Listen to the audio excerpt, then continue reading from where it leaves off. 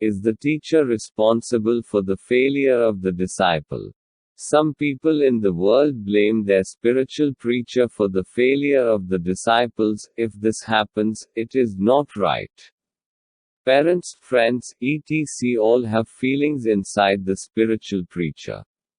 The praise of the glory of the spiritual preacher has been specifically stated in our culture, and the whole world has also accepted it. That is why it is said that spiritual preacher has the power of all the gods.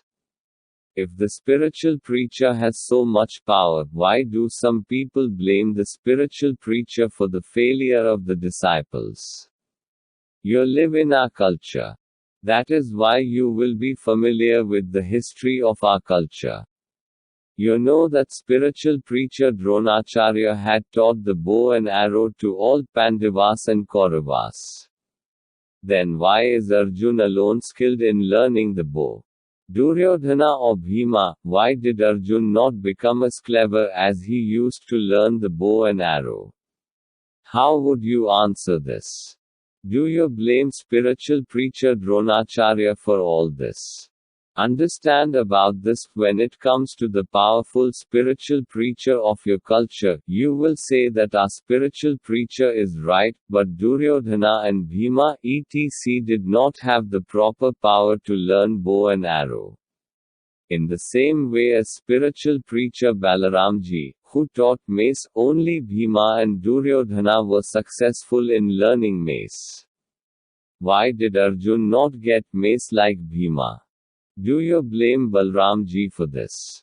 You say no, brother. Because Arjuna, Yudhishthira etc. all did not have proper power to learn mace. Bhima did not know how to operate a bow and arrow like Arjuna. Dronacharya is not responsible for this. And Arjuna did not come to drive mace like Bhima. Balramji is not responsible for this.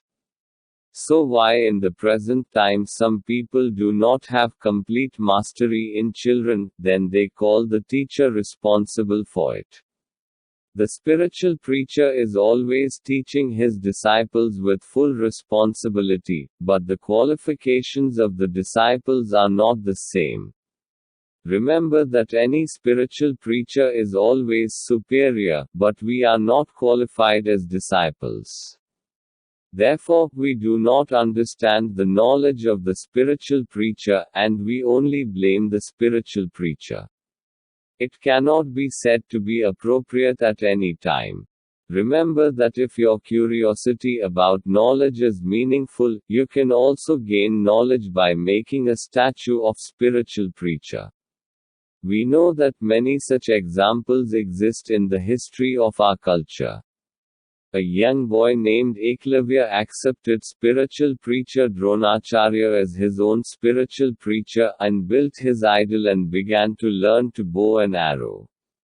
History says that this Eklavya was smarter than Arjuna in the bow and arrow technique. You can become so powerful only by making idols of spiritual preacher, then why can't you become close to them? If your eligibility and readiness to acquire knowledge is right, then you can definitely succeed.